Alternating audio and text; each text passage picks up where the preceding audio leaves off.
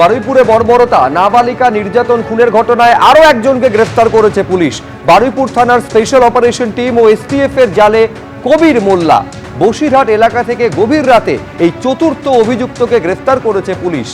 বারুইপুর কাণ্ডের পর থেকে পালিয়ে বেড়াচ্ছিল কবির মোল্লা। আগে ধৃত তিনজনকে জেরা করে কবির মোল্লার হদিশ পায় পুলিশ।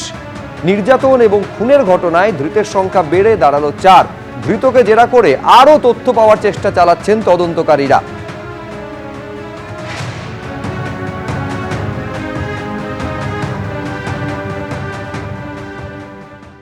2012 সালের 5ই জুলাইতে নৃশংস হত্যাকাণ্ডের ঘটনা ঘটেছিল গোবরডাঙ্গা স্টেশনে, যেখানে শুটিয়ায় গণধর্ষণের প্রতিবাদী বরুণ বিশ্বাস, যাকে গুলিতে একেবারে ঝাঁঝরা করে দেওয়া হয়েছিল।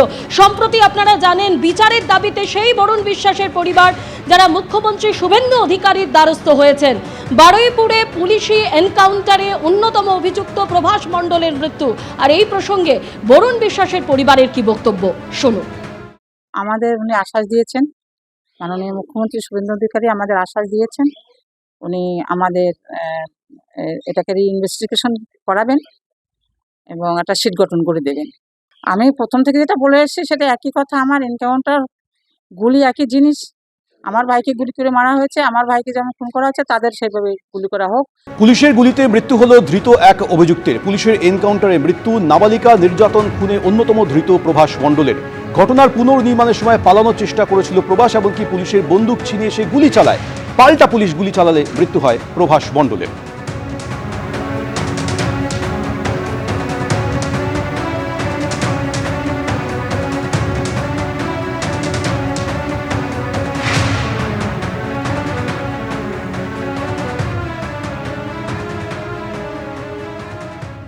কামদুনিতে যে অপরাধ হয়েছে, কি তৃণমূলের কি ভূমিকা ছিল?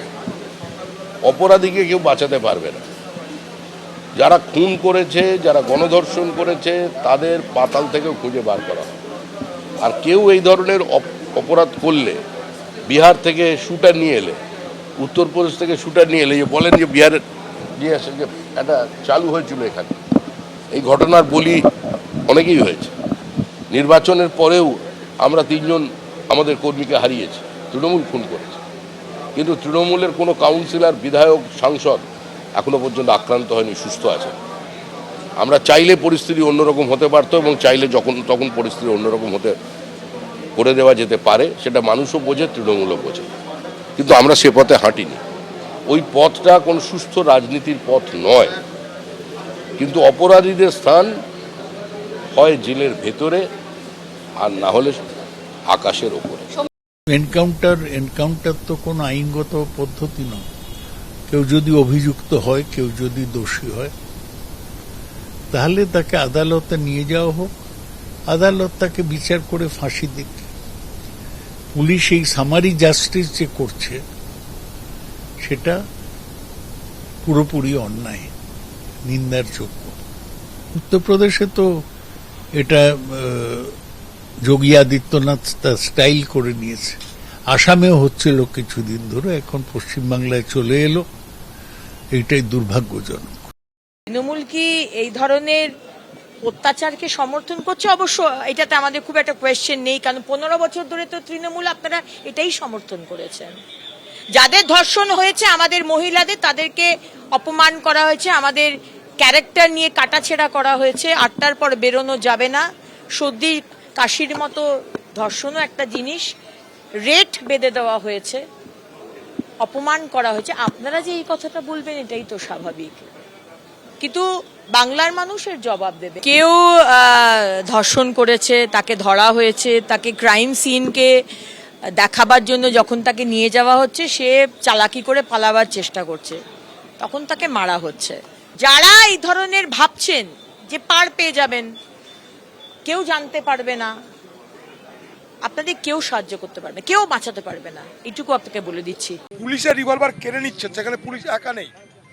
পুলিশের সঙ্গে অনেক পুলিশ আছে যারা সেই ঘটনাটা পরিদর্শন করতে যাচ্ছে, সেটাকে রিকনস্ট্রাক্ট করতে যাবে, অর্থাৎ কেমন করে ঘটনা ঘটেছিল তার তদন্ত করতে যাচ্ছে।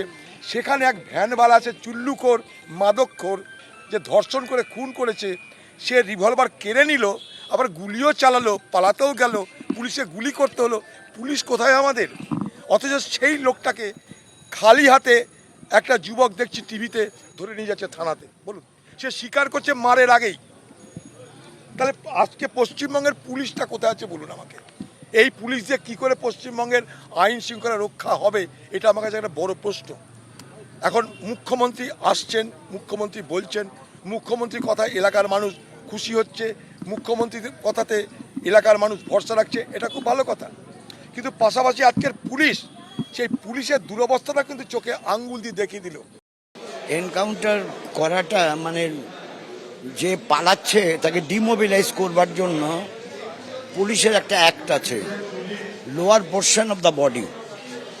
সেটা হয়েছে কি না আমি জানি না, সেটা হয়ে থাকলে ভালো, আর না হয়ে থাকলে এটা মোটেই সঠিক পদক্ষেপ না। হ্যাঁ, সে ঘটনা সাংঘাতিক, সমাজটাকে দূষিত করে দেওয়া হয়েছে, কামদুনি থেকেই শুরুটা হয়েছে। হ্যাঁ, তারপরে অনেক ঘটনা ঘটেছে। এই জিনিসগুলো বন্ধ করতে হবে, যা আমাদের সমাজকে দূষিত করেছে সেগুলো বন্ধ করতে হবে।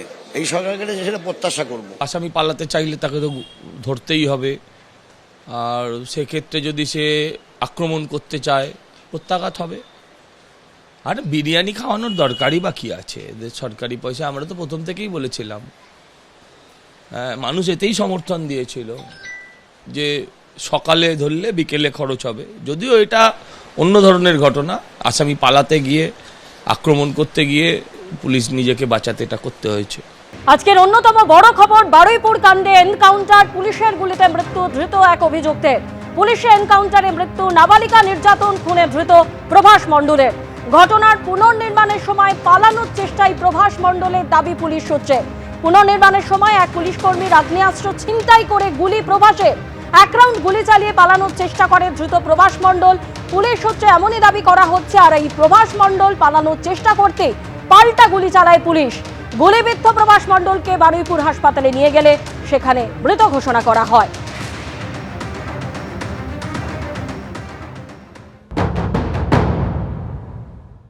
রাত 12:10 অভিযুক্ত প্রভাস মণ্ডলকে নিয়ে ঠিক যেখান থেকে নাবালিকার মৃতদেহ উদ্ধার হয়েছিল সেখানে এসে পৌঁছায় তদন্তকারীরা।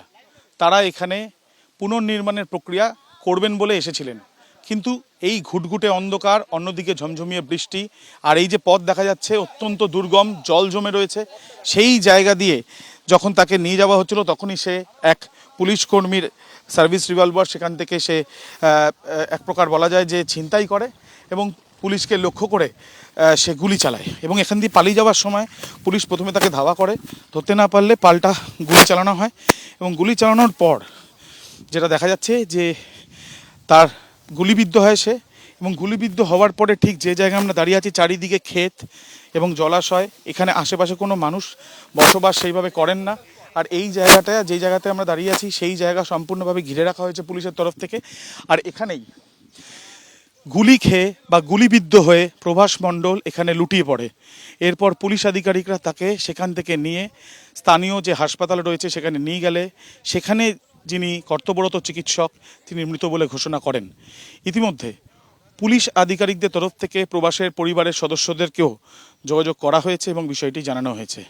এই ঘটনার পর ময়নাতদন্ত হবে এনকাউন্টারে মৃত্যু হওয়া এই অভিযুক্ত প্রভাস মণ্ডলের। পুলিশের দাবি ঠিক এই পথ ধরেই গুলি চালাতে থাকে প্রভাস মণ্ডল। আর যখন গুলি চালায় তখন ঠিক যে জায়গায় আমরা দাঁড়িয়ে আছি পিছন থেকে তদন্তকারী আধিকারিকরা তারা ধাওয়া করে, কোনো অবস্থায় তাকে ধরা যাচ্ছিল না, ঠিক তখনই তাকে লক্ষ্য করে গুলি চালানো হয়। আর ঠিক এই জায়গাতে লুটিয়ে পড়ে প্রভাস, এবং লুটিয়ে পড়ার পর তাকে এখান থেকে উদ্ধার করা হয়। এই যে পুরো ঘটনা, সেই ঘটনার ইতিমধ্যে পরে সকালবেলা পুলিশ আধিকারিকরা এসে ভিডিওগ্রাফিও করেছেন। এখন দেখার বিষয় ময়নাতদন্তের পর এই সংক্রান্ত বিষয় তদন্ত কিভাবে এগোয়, অর্থাৎ এই নাবালিকা খুন এবং তাকে যে ধর্ষণ করা হয়েছিল খুনের আগে, সেই ঘটনায় বাকি যাদেরকে গ্রেপ্তার করা হয়েছিল তাদের ভূমিকা নিয়ে, এবং 72 ঘন্টার মধ্যে মুখ্যমন্ত্রী যে রিপোর্ট দিতে বলেছেন রাজ্য পুলিশের ডিজিকে, সেই রিপোর্টে কি উঠে আসে। ক্যামেরায় শ্যামল জানার সাথে আবির দত্ত, এবিপি আনন্দ। বারুইপুর কাণ্ডে পুলিশের এনকাউন্টার, অন্যতম অভিযুক্ত প্রভাস মণ্ডলের মৃত্যু। আর এদিকে বারুইপুর কাণ্ডে সামনে এসেছে স্থানীয় একটি দোকানের সিসিটিভি ফুটেজ। সেই ফুটেজে দেখা গিয়েছে প্রভাস মণ্ডলকে। সেই ছবি আপনাদের সামনে তুলে ধরছি। সিসিটিভি ফুটেজে ঠিক যেমনটা উঠে এসেছে, প্রভাস মণ্ডল এই বারুইপুরের ঘটনার অন্যতম অভিযুক্ত পুলিশি এনকাউন্টারে যার মৃত্যু হয়েছে সেই প্রভাস মণ্ডলকে সিসিটিভি ফুটেজে আপনারা দেখতে পাচ্ছেন একাধিকবার কয়েক মিনিটের ব্যবধানে একাধিকবার তাকে যাতায়াত করতে দেখা যাচ্ছে।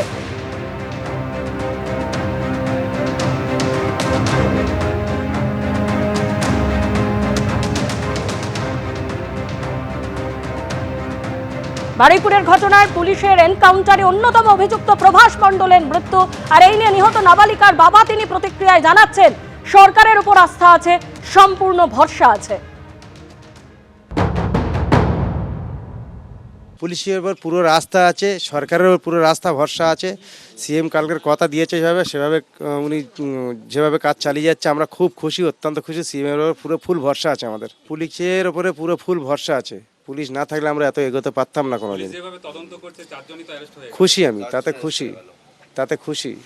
আরও যারা আছে তারা অ্যারেস্ট হবে, দোষীদের শাস্তি হোক, এটুকু আমি চেয়েছি। দাদাও এই জিনিসটা খুব মাথায় রেখেছে, দাদা আমার ভরসা দিয়েছে, দাদার ওর ফুল ভরসা আছে। আমার যে সিএম আছে না, ওনাকে দাদা বলে আমরা সম্মান করি, দাদা ফুল ভরসা দিয়েছে, ওনার ওপর ফুল বিশ্বাস, আশা, ভরসা সব আছে আমার। আমি কঠোরভাবে সাজা চেয়েছি, দাদা বলে তুমি শুধু আমার কাজ দেখে নাও। আর সত্যি দাদার উপর আমাদের ভরসা আছে খুব। এর আগে এই ধরনের ঘটনা যেখানে নির্যাতনের শিকার হয়েছে নাবালিকা, তৃণমূল আমলে একাধিক ঘটনা ঘটেছে। সেই ঘটনায় যারা নির্যাতিতা, যাদের মৃত্যু হয়েছে, তাদের পরিবারের সদস্যরা এই এনকাউন্টারের ঘটনা সামনে আসার পর কে কি বলছেন শুনুন। দেখুন, বারুইপুরে যে ঘটনা ঘটেছে এই ঘটনা মেনে নেওয়া যায় না, কিন্তু এর জন্য দায়ী যদি কেউ থাকে সেটা হলো মমতা বন্দ্যোপাধ্যায়। উনি 15 বছর যখন ক্ষমতায় ছিল, বিগত অনেক পাকশিট থেকে শুরু করে কামদুন থেকে গাইঘাটা থেকে অনেক জায়গায় গণধর্ষণ খুন হয়েছিল, সমস্ত কেস উনি তদন্ত করছিল, ওনার সিআইডি ওনার পুলিশ তদন্ত করছিল, কিন্তু একটাও ন্যায় বিচার এই মমতা বন্দ্যোপাধ্যায় দিতে পারেনি। আজকের মমতা বন্দ্যোপাধ্যায় মোমবাতি মিছিলে রাস্তায় নামছে, কিন্তু ওনার হাতে যখন পুলিশ থেকে শুরু করে আইন থেকে শুরু করে ওনার হাতে যখন ক্ষমতায় ছিল, উনি একটা ন্যায় বিচার কেন দিতে পারেনি? ইনকাউন্টার করে যে মারা হয়েছে এটাই হলো ঠিকঠাক ওষুধ। জ্বর হলে যেমন প্যারাসিটামল আর অ্যান্টিবায়োটিক খেতে হয়, আর রেপ মার্ডার করলে তার ওষুধ একটাই, ইনকাউন্টার।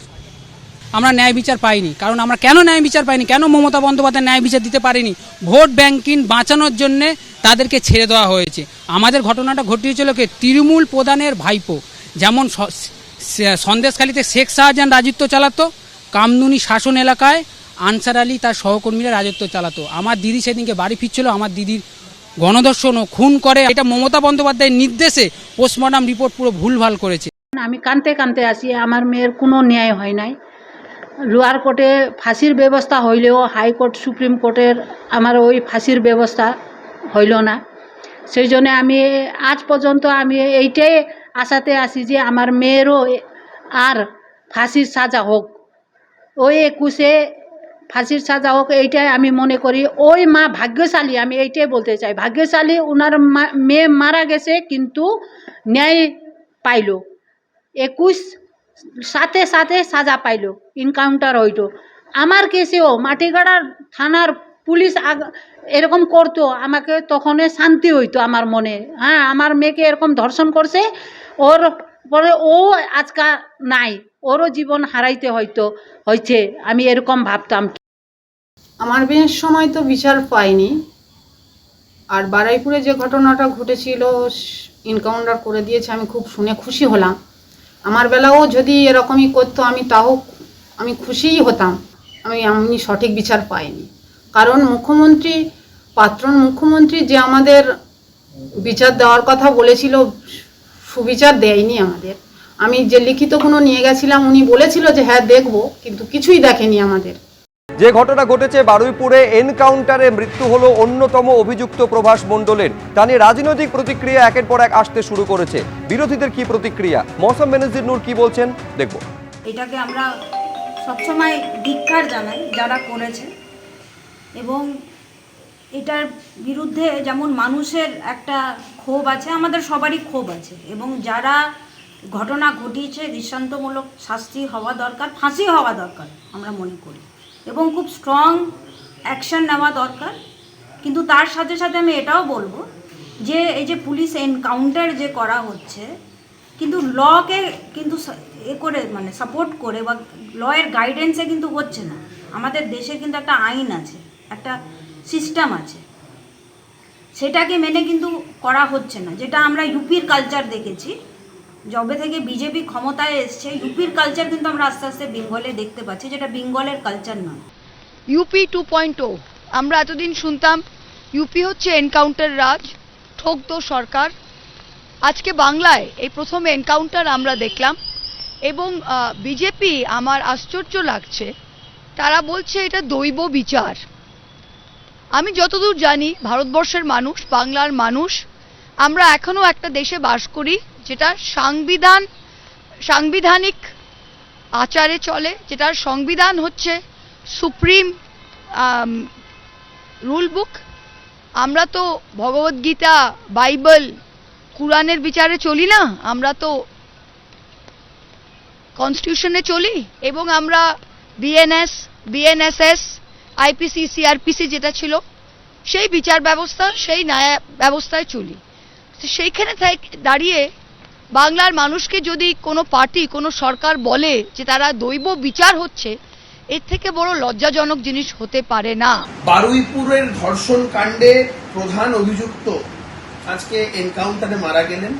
দেখুন, আমি একজন আইনজীবী হিসেবে কখনো এনকাউন্টারকে তো সেভাবে সমর্থন করতে পারি না, ফান্ডামেন্টাল রাইট এই সমস্ত কথাগুলো মাথায় রেখে, কিন্তু ব্যক্তি হিসাবে কথা বলতে পারি যে পশ্চিমবঙ্গে আজকে একটা নতুন দৃষ্টান্ত স্থাপন হলো যে এই প্রশাসন দুর্বল প্রশাসন নয়, এই প্রশাসন কোন রকম কাউকে রেয়াত করার মতন প্রশাসন নয়।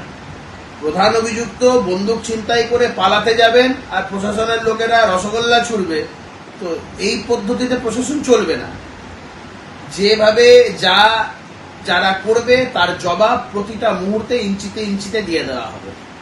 আমি মনে করি এটা একটা স্ট্রং ডেটারেন্ট হয়ে থাকলো। আমরা আমাদের এই সমাজে আরো এই ধরনের বেশ কিছু ডেটারেন্ট চাই। এই ডেটারেন্ট গুলো আগামী দিন আমাদের একটা সুন্দর এবং সুষ্ঠু সমাজ গড়ে তুলতে সাহায্য করবে। এবিপি আনন্দ, এগিয়ে থাকে, এগিয়ে রাখে।